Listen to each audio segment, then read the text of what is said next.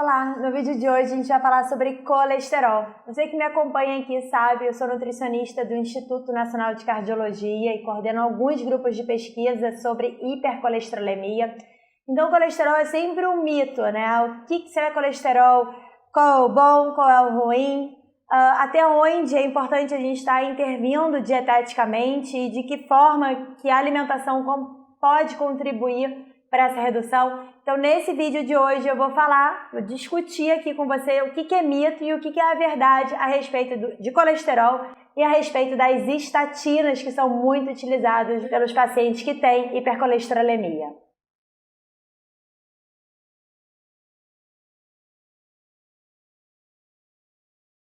Hipercolesterolemia, gente. Colesterol é um assunto altamente polêmico, tem muitas opiniões divergentes, mas a gente precisa ter um olhar científico para o colesterol.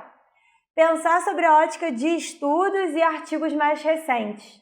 Então, com toda essa fama em volta do colesterol, eu quero conversar com vocês sobre os mitos e as verdades. Então, para começar, o colesterol não é ruim por si só. Isso é mito, para começar. O colesterol é apenas uma molécula lipídica que é utilizada para muitas funções no organismo. Nosso organismo, no organismo dos mamíferos em geral. A função mais importante, ele é, por exemplo, substrato. Ele forma hormônios como a testosterona, como o estrogênio. Ele é muito importante para garantir fluidez das membranas das células. Agora, isso não quer dizer que quanto mais colesterol, melhor. Claro, de forma alguma. Também é um mito. Tá? Então, eu vejo muita preocupação e até alguns conteúdos que profissionais disponibilizam na internet que incentivam o aumento do colesterol.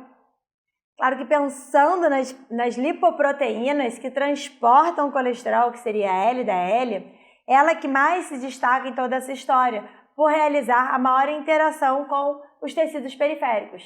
O problema maior que gera a aterosclerose é quando essa LDL oxida.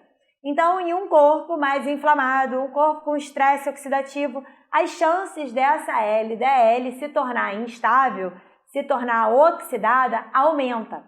E daí essa LDL modificada, ela entra no endotélio vascular, ocorre uma série de alterações como recrutamento de macrófagos, fagocitose, enfim, geração das células espumosas, e o processo final pode ocorrer a formação de um trombo. Mas as evidências mostram que o valor total de LDL, ela pode contribuir sim para a formação do ateroma.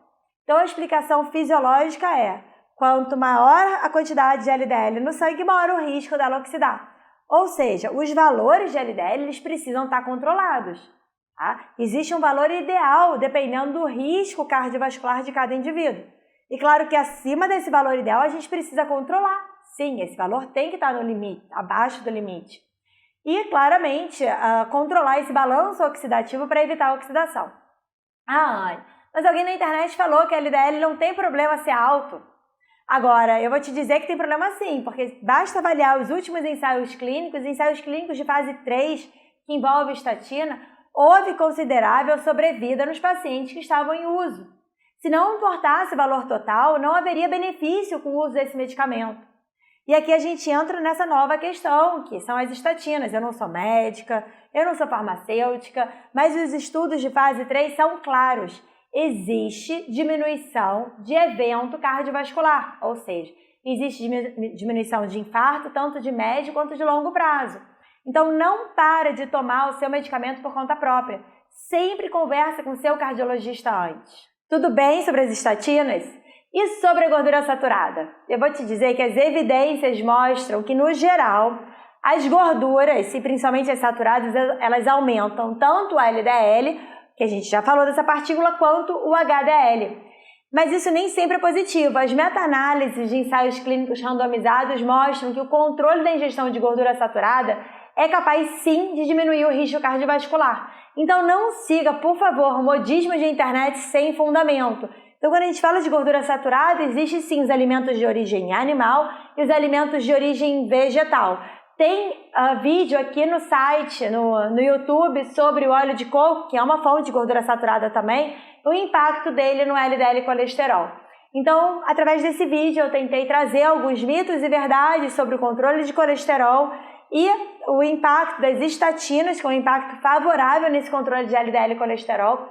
Se ficou qualquer dúvida sobre colesterol dietético, sobre gordura saturada, deixa na seção dos comentários que eu vou ter maior prazer em responder.